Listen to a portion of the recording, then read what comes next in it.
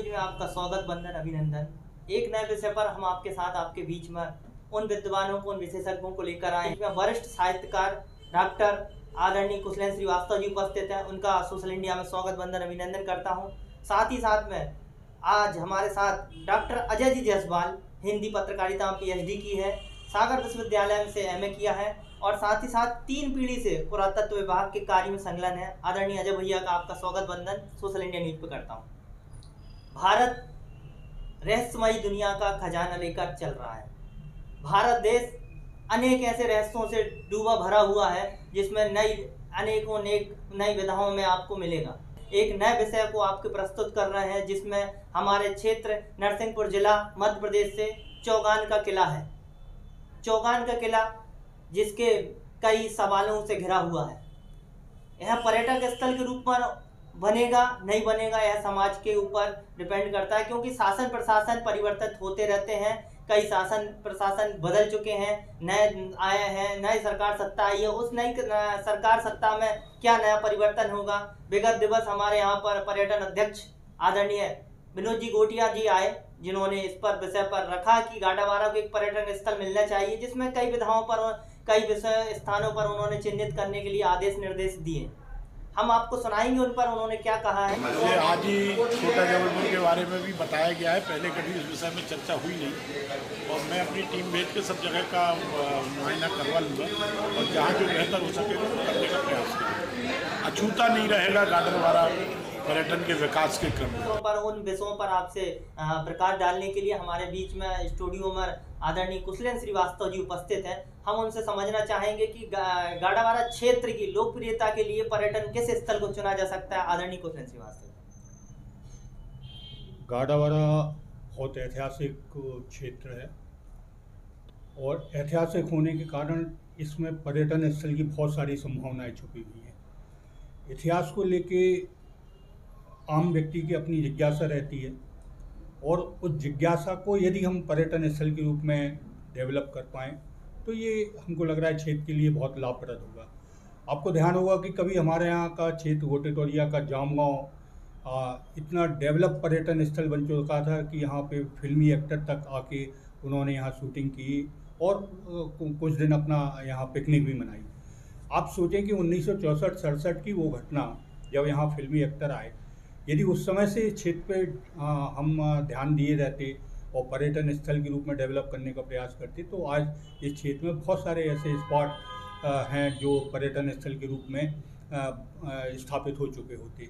बहुत लगभग रानी दहार जैसा क्षेत्र है, छोटा जबलपुर जिसको हम बोलते हैं, उसमें हालांकि वो नदी और चट्टानों के बीच की एक काफ़ी प्राकृतिक संरचना है जिसको देखने यहाँ के बहुत लोग जाते हैं। रानी दहार का एक अपना इतिहास है, उसको उस इतिहास के साथ साथ उस रानी दहार के में एक मंदिर भी है जिसको देखने भी यहाँ क्षेत्र के बहुत सारे लोग जाते हैं। जामगांव का अपना क्षेत्र है ही जिसमें भी प्राकृतिक संरचना और नदी के और चट्टानों के कारण जो एक सौंदर्य वहाँ बना हुआ है उसके कारण भी लोग वहाँ आकर्षित होते हैं। हम छिंदवाड़ा के लगभग करीब हैं और छिंदवाड़ा का एक अपना प्राकृतिक सौंदर्य है।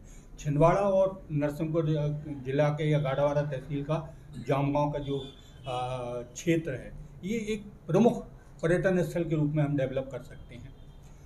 हमारे क्षेत्र में ऐसे बहुत सारे ऐतिहासिक स्थान भी हैं जिनको कभी हम पर्यटन स्थल के रूप में बनाने का प्रयास हम नहीं कर पाए हैं। यदि पर्यटन निगम के अध्यक्ष आदरणीय गोटिया जी यदि ये कह रहे हैं कि हम यहाँ पर्यटन स्थल की संभावनाओं को ढूंढ रहे हैं तो हमको लगता है कि ऐसे स्थलों पे उनको ज़्यादा फोकस करना चाहिए। इनमें से एक चौगान का किला भी है। चौगान का किला दरअसल गाडावारा के इतिहास को नए सिरे से रेखांकित करने का बाला बिंदु है। इस चौगान के किले ने नरसिंहपुर जिले और गाडावारा तहसील को काफ़ी स्तर तक एक बहुत सारे डेवलपमेंट से जोड़ के रखा हुआ है। हम किन शासकों के अधीन रहे, किन शासकों से होते हुए हम मुगलकालीन शासन पे आए, फिर अंग्रेज शासन पे आए, ये सब चौगान के किले के माध्यम से एक इतिहास के रूप में हम यहाँ समाज के सामने प्रस्तुत कर सकते हैं। एक जिज्ञासा के रूप में लोगों के बीच में ये बात रहती है। चौगान का किला लगभग सब लोग जाते हैं, घूमते हैं और अनेक किंवदंतियाँ उस चौगान के किले से जुड़ी भी हुई हैं। उन किंवदंतियों के सहारे हम इतिहास को खोजने का प्रयास करते हैं, पर उसकी वास्तविकता सिर्फ किंवदंतियों तक सीमित नहीं होती। उसका अपना चौगान का अपना इतिहास है, और उस इतिहास को चूँकि अजय जायसवाल जी ने उस पर काफ़ी अध्ययन किया है, तो वो ज़्यादा बेहतर ढंग से उसको प्रस्तुत करेंगे। पर हम ये ज़रूर बताना चाहेंगे कि चौगान का किला और चौगान का पूरा क्षेत्र, किले के आसपास का भी पूरा क्षेत्र एक बेहतर पर्यटन स्थल बन सकता है। प्रशासन को और शासन को इस दिशा में महत्वपूर्ण पहल करनी चाहिए। बेहतर पर्यटन स्थल बन सकता है चौगान का किला। चौगान का किला जो एक नई पुरानी विरासत को लेके चल रहा है, जहाँ पर गोंडवाना शासक रहे हैं, और उस पर हम विशेष चर्चा के लिए हमारे बीच में आदरणीय अजय जी जायसवाल है, जिन्होंने पुरातत्व विभाग में भी आज जिला सदस्य हैं, नरसिंहपुर जिला के पुरातत्व संघ में आजीवन सदस्य के नाते कार्य कर रहे हैं, और साथ ही साथ में ऐसी कई विधाओं पर उन्होंने अध्ययन किया है, कई उन पर उन्होंने शोध किया है, और इसी शोध में हम उनसे समझना भी चाहेंगे, जानना चाहेंगे कि आखिर चौगान का किला किस इतिहास को संजोए हुए है, और क्या पर्यटक स्थल के रूप में चौगान का किला उभर कर मध्य प्रदेश के साथ ही साथ में नरसिंहपुर जिले को उभार नहीं सकता क्या? अजय सर।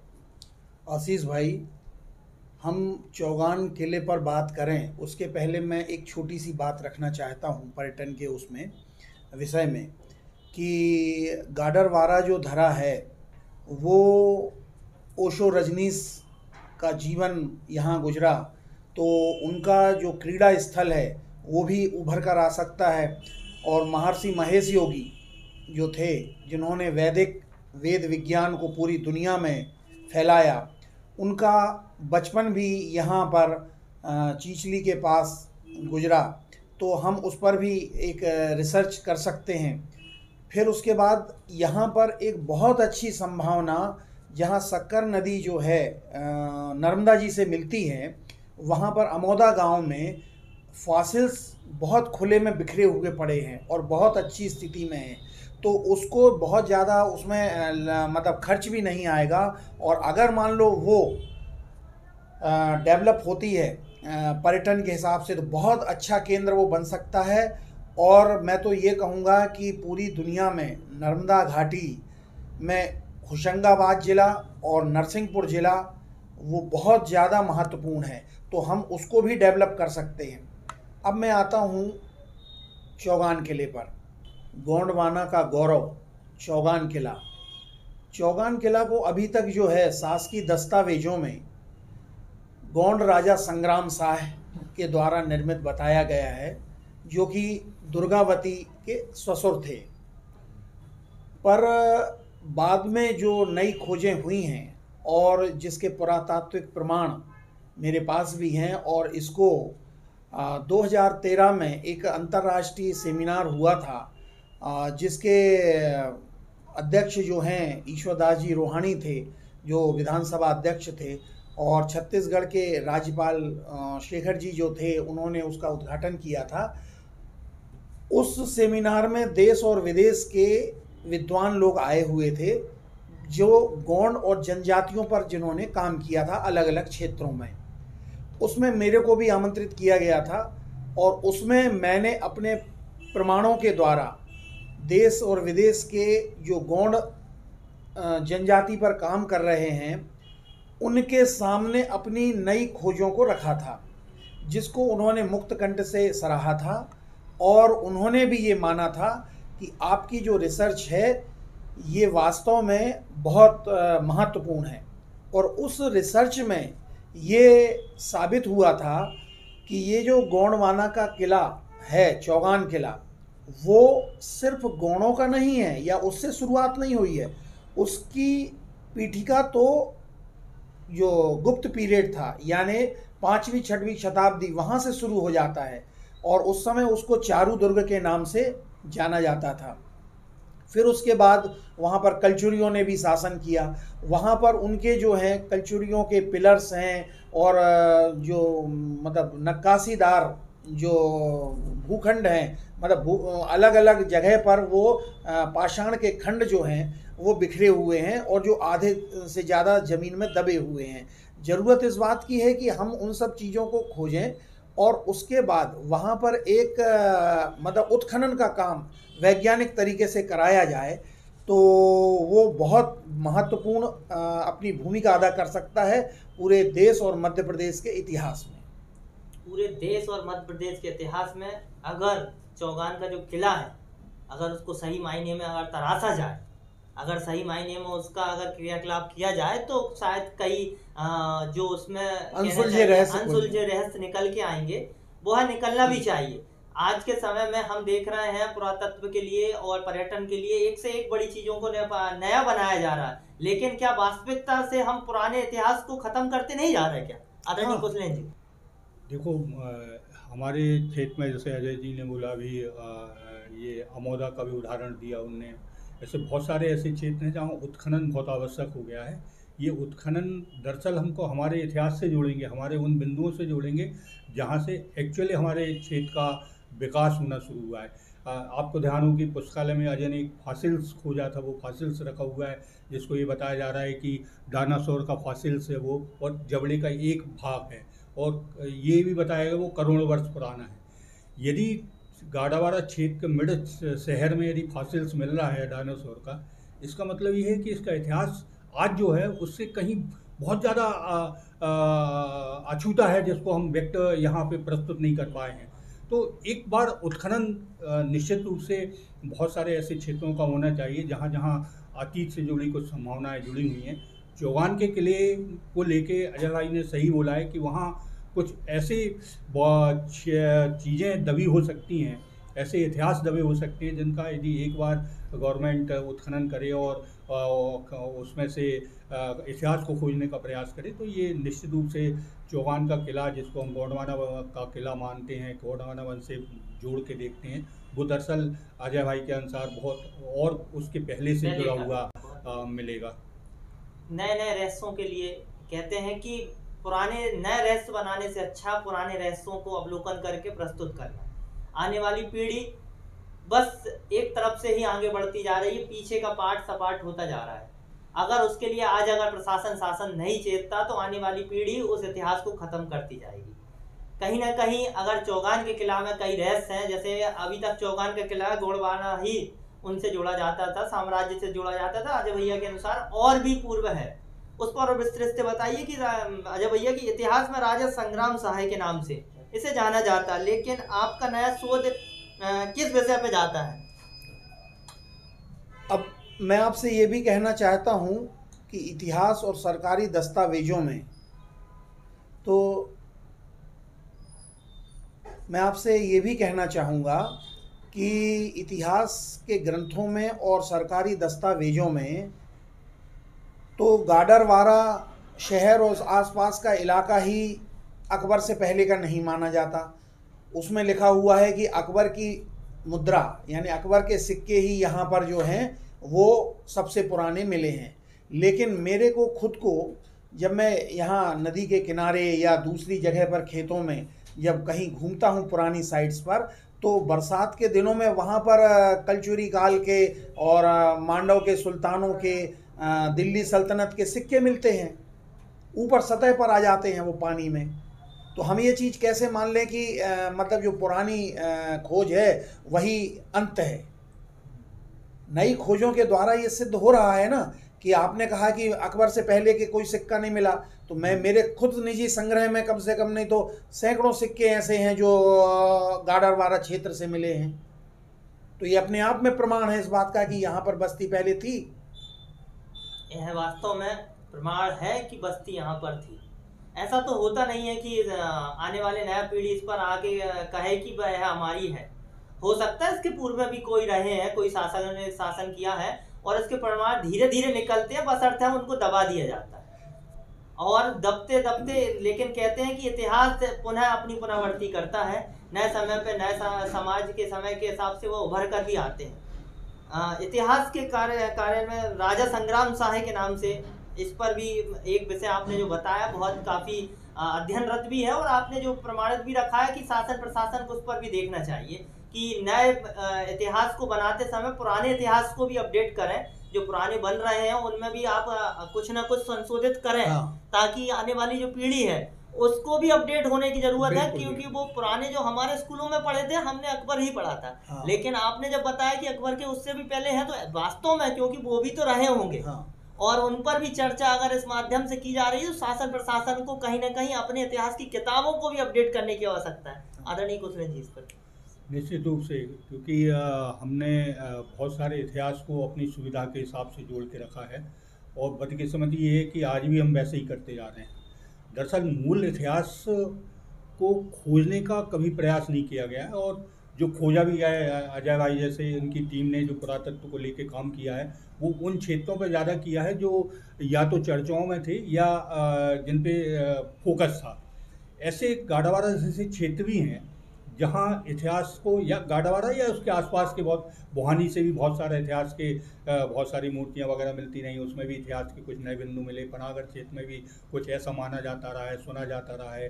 रीछा अपने नर्मदा तट पे, वहाँ पे भी कुछ नई खोज हुई हैं। तो यदि हम वाकई इतिहास को खोजना चाहते हैं तो हमको उसके प्रयास निरंतर करते रहना पड़ेगा, चाहे वो रानीधार का क्षेत्र हो, चाहे चौगान के किले का क्षेत्र हो, या रीछा ग्राम का हो, या अमोदा ग्राम का हो।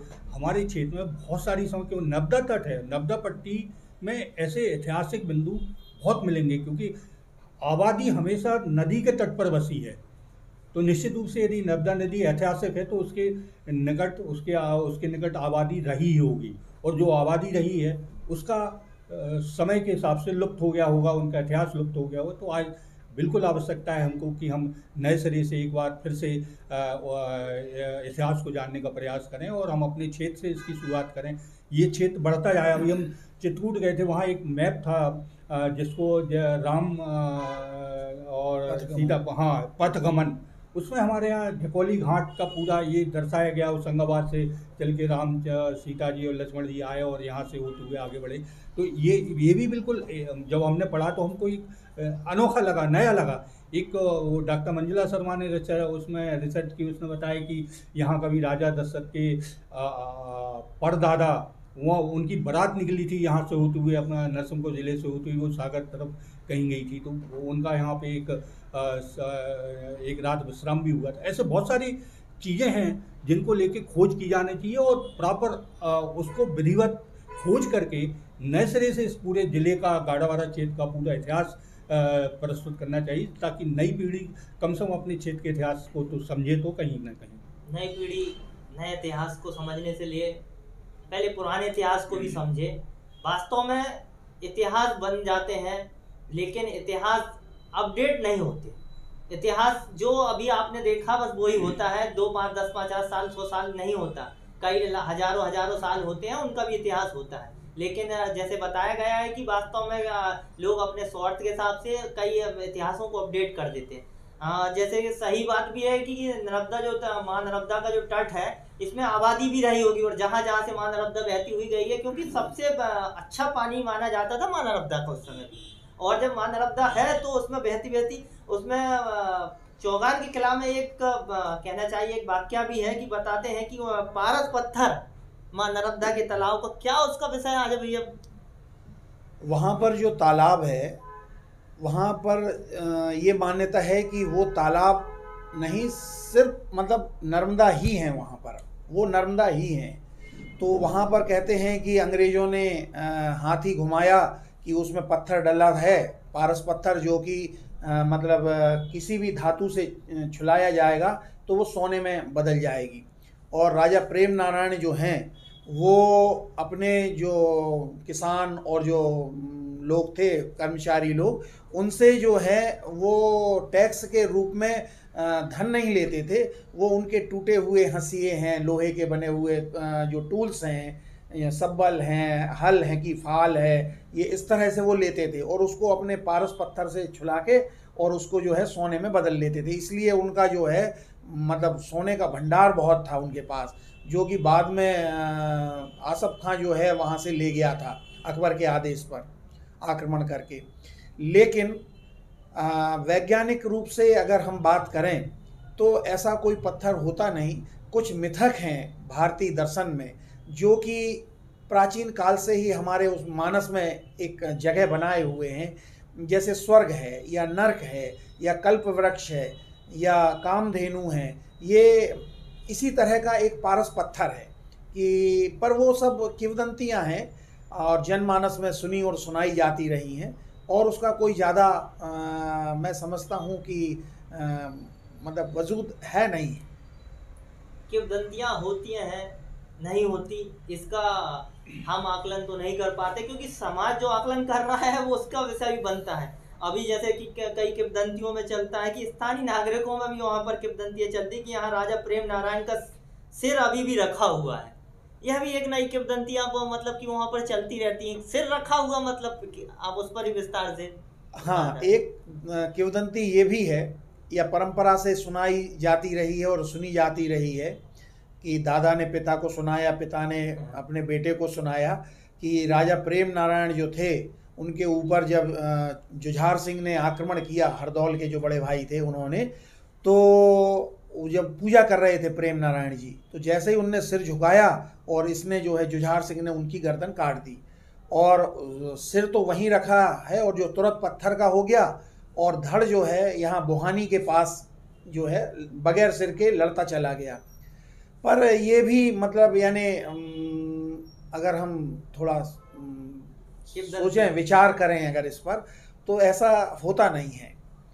और वो जो रही सिर की बात, तो वहाँ पत्थर का एक सिर जरूर रखा हुआ है जो कि नरसिंह भगवान की जो मूर्ति है उसका सिर है। वो खंडित मूर्ति है पूरी नरसिंह भगवान की, जो अगर उसको देखने से ऐसा लगता है कि वो आदमकद रही होगी और बड़ी भव्य प्रतिमा रही होगी। तो वो उसका धड़ भी बाजू में ही रखा हुआ है जिसमें वो जो है नरसिंह भगवान हिरण्याकुश को चीरते हुए पेट से दिखते हैं। और वो राजा प्रेम नारायण का सिर नहीं है, वो भगवान नरसिंह की मूर्ति का सिर है जो कि खंडित हो चुकी है। और उसके बारे में ये भी सुनते हैं, किंवदंती को आगे का हिस्सा ये है कि अगर उसको कोई अच्छे भाव से उठाता है तो वो उठ जाती है फूल के जैसी, और अगर नहीं मतलब गर्व से उठाता है या घमंड भर के उठाता है तो वो नहीं हिलती है। पर ऐसा कुछ है नहीं है।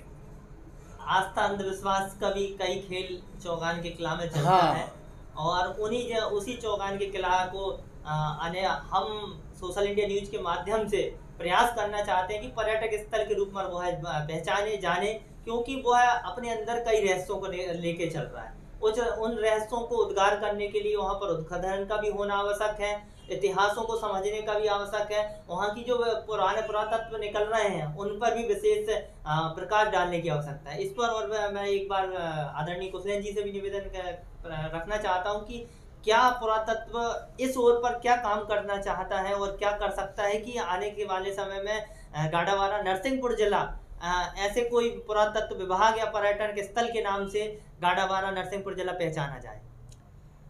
देखो, यहाँ पर्यटन स्थल बनाने के प्रयास तो बहुत पहले भी हुए हैं। हमको ऐसा ध्यान है कि आज से 5-10 साल पहले एक बहुत लमसम राशि यहाँ फॉरेस्ट के पास आई थी, जिसमें उनको यहाँ कुछ डेवलपमेंट करने थे पर्यटन स्थल के हिसाब से।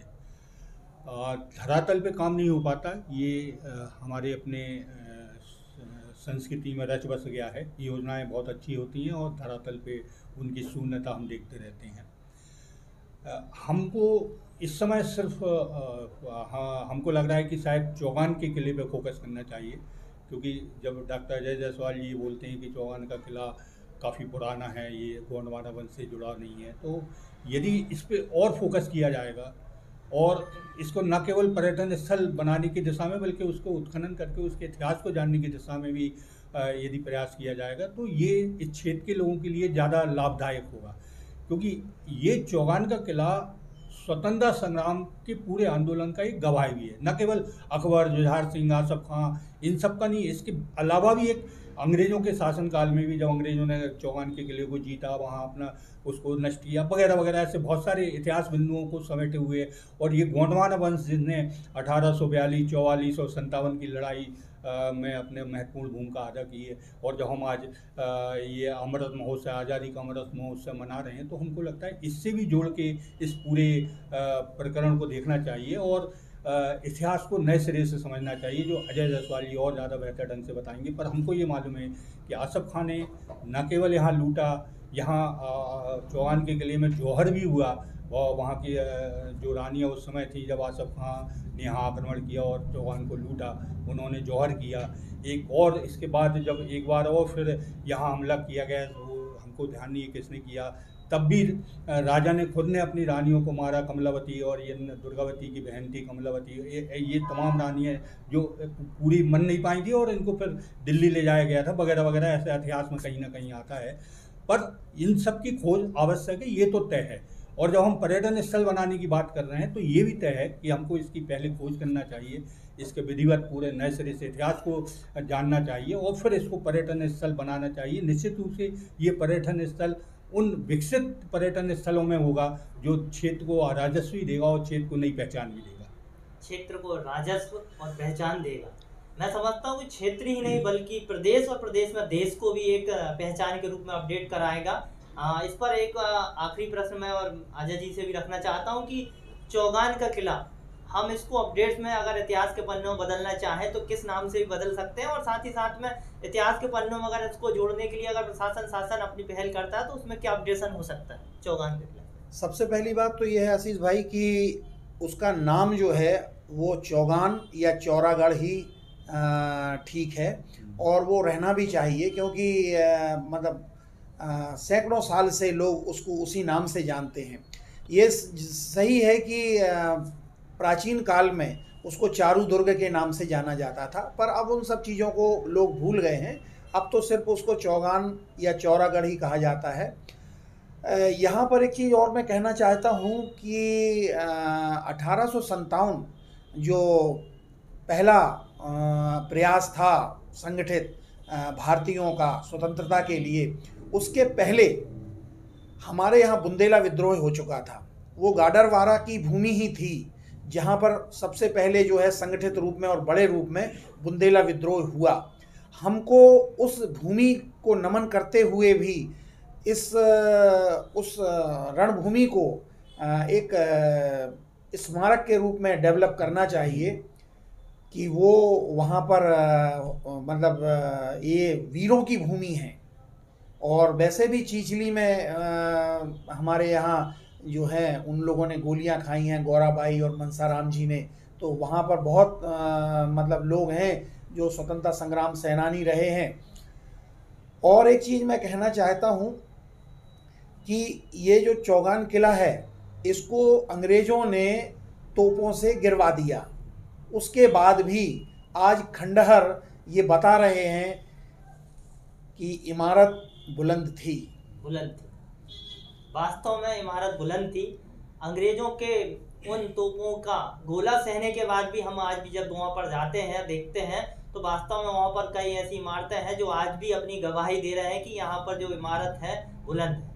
हम आदरणीय कुशलेंद्र जी से आखिरी क्वेश्चन उनसे भी करना चाहते हैं कि आज़ादी के संग्राम में अपन इसको किस तरीके से देखते हैं कि चौगान किला में क्या विशेष रहा है कि जो हमें आज आज़ादी के अमृत महोत्सव में उसको भी याद करना चाहिए?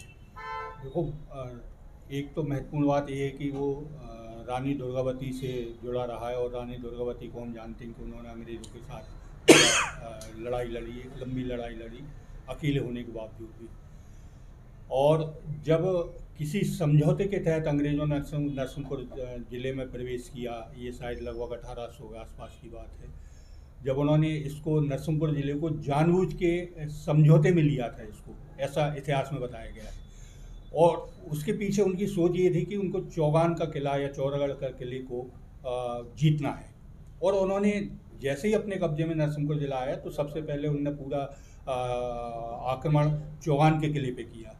और जहाँ तक हमको ऐसा ध्यान है 1818 में शायद उन्होंने अंग्रेज़ों ने उस किले को जीत लिया, क्योंकि वो बलशाली थे, निश्चित रूप से वहाँ गोंडवाना शासक और लगभग समाप्ति की ओर थे, लोगों उनको बंधक बना लिया था या छोटी छोटी रियासतों में उन्होंने अपना दबदबा बना लिया था। और ये दबदबे का परिणाम था 1842 का बुंदेला आंदोलन, जो बुंदेला विद्रोह हुआ था। वो ये जो ढंग के, क्योंकि उस समय क्षेत्र में छोटी छोटी रियासत थी, वो ज़्यादातर रियासतें गोंडवाना की थी और वो गोंडवाना एक दूसरे से जुड़े हुए थे, वो सब एक दूसरे की मदद करते थे। चौगान के किले में जब अंग्रेज़ों ने आक्रमण किया उस समय भी गोंडवाना राजाओं ने, जितने भी राजा बचे हुए थे और जमींदारों ने और उनके जो भी कारिंदे थे उन लोगों ने चौगान के किले को बचाने का भरपूर प्रयास भी किया था, पर एक सीमा तक वो प्रयास हुआ और उसके बाद अंग्रेज़ों ने उसको जीत लिया और उस पर उन्होंने अपना ध्वज भी लहराया और उसको तोपों से उड़ा भी दिया। और यहीं से फिर बुंदेला विद्रोह की नींव भी पड़ी, क्योंकि जिस ढंग से इन गोंडवाना शासकों को या छोटी छोटी रियासतों को अंग्रेज दबा रहे थे, उनसे लगान वसूल कर रहे थे और उनका शोषण कर रहे थे, उस शोषण ने उन तमाम राजाओं को संगठित करने का प्रयास किया और जो हृदय साहब वगैरह के साथ मिलकर 1842 में जाके एक आंदोलन के रूप में खड़ा हुआ। तो ये इतिहास से जुड़ा हुआ बिंदु है और हम इसको स्वतंत्रता संग्राम से जुड़ा हुआ भी मान लेते हैं, क्योंकि 1842 का जो विद्रोह था, नरसिंहपुर जिले का विद्रोह था, वो आज भी भारत के इतिहास के पन्नों में दर्ज है, क्योंकि ऐसा विद्रोह भारत में सिर्फ 1857 हुआ, 1842 में सिर्फ नरसिंहपुर जिले में हुआ है।